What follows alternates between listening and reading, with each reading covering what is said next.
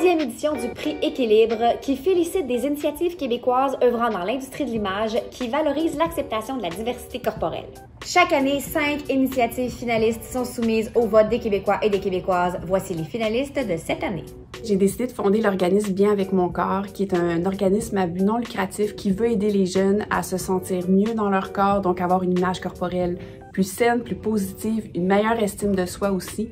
Donc, à travers notre contenu sur notre site web, à travers nos réseaux sociaux, on essaie de les sensibiliser. On essaie d'injecter un peu de scepticisme pour qu'ils aient moins de pression face aux modèles de beauté irréalistes qu'on leur propose. On va à leur rencontre dans les écoles, on les aide à monter des projets. Bref, on veut que les jeunes se sentent mieux. J'ai décidé de réaliser le documentaire Conte d'une grossophobie ordinaire, un film de 24 minutes qui adresse l'impact de la grossophobie sur la santé mentale des adolescents.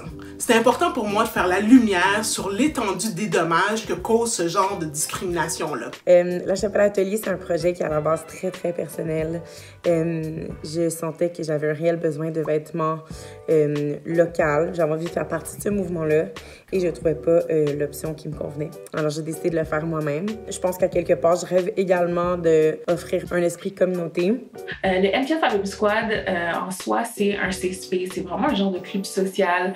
C'est vraiment un endroit où on partage. C'est une belle communauté. Puis, comment c'est parti? C'est vraiment parce que je voyais qu'aux États-Unis, il y avait des genres de clubs sociaux de ce style-là. Puis, je me suis dit, pourquoi pas commencer une également? Et j'aurais jamais pensé que ça aurait pris l'ampleur que ça a aujourd'hui. C'est un espace qui m'a aidé beaucoup à grandir. Puis, je pense, sans prétention, pouvoir dire que ça en a aidé beaucoup. On a 2 épisodes de podcast qui portent sur la grossophobie. Puis pour nous, c'était important de le faire parce que ce sont des questions qui nous habitent comme nutritionnistes. Depuis qu'on a commencé notre carrière, on se fait dire que il faut faire perdre du poids aux gens, ou bien c'est comme le fait d'être gros, ça peut avoir des impacts sur la santé. Donc on trouvait très intéressant d'aller creuser la question évidemment médicale, mais la question de la justice sociale. Puis le concept dont s'appelle Léon Desjeunes au départ, c'est Bernard et moi qui voulaient aborder des sujets dont on parle trop peu en alimentation ou sous des angles différents. Donc la grossophobie et la culture des diètes, ça tombe en plein dans le mille dans le genre de sujet dont on parle de plus en plus récemment.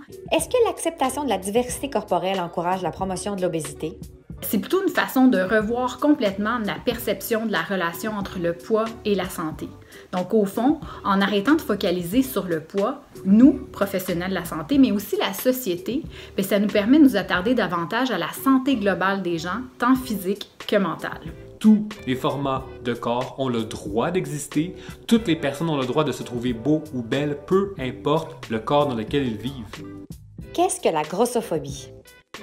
Eh bien, la grossophobie, c'est tous les comportements qui discriminent à l'égard des personnes grosses. On retrouve plusieurs types de microagressions, par exemple les jugements ou l'exclusion, parmi tant d'autres. Puis ces comportements-là ont un impact direct sur la santé physique et mentale des gens qui la subissent. Certaines personnes allant développer des problèmes d'anxiété, de dépression ou même des troubles alimentaires. Donc, la lutte contre la grossophobie, c'est super important et ça nous concerne tous. Quelle est l'importance de la représentation de corps différents dans les médias? Parce que, premièrement, on est dans une société qui a de la différence à revendre. Autant dans les corps différents, la culture différente qui est représentée. Donc, je pense que la moindre des choses serait que cette même différence soit dans les médias qu'on consomme. Puis, je pense que le fait d'avoir cette différence-là va aider à déconstruire un peu les préjugés qu'on peut avoir et habituer notre œil à différentes sortes de beauté. Comment est-ce que l'acceptation de soi permet d'avoir une relation saine et positive avec son corps? L'acceptation de soi nous permet d'avoir une relation saine et positive avec notre corps parce que l'accepter ce corps-là, c'est réaliser ce qu'on aime de lui, ce qu'on aime moins. C'est surtout arrêter de se comparer, arrêter de vouloir le changer, son corps. C'est prendre connaissance et réaliser ce que c'est la diversité corporelle, donc qu'on est fait pour être tous différents et différentes. Et ce que ça fait au final, c'est que je pense qu'on a envie, notre corps, de le prendre soin de lui, de le respecter et d'être bienveillant envers lui. Quelle est l'importance de se valoriser au-delà d'une taille de vêtements? C'est quelque chose qui prend beaucoup de place dans mon projet.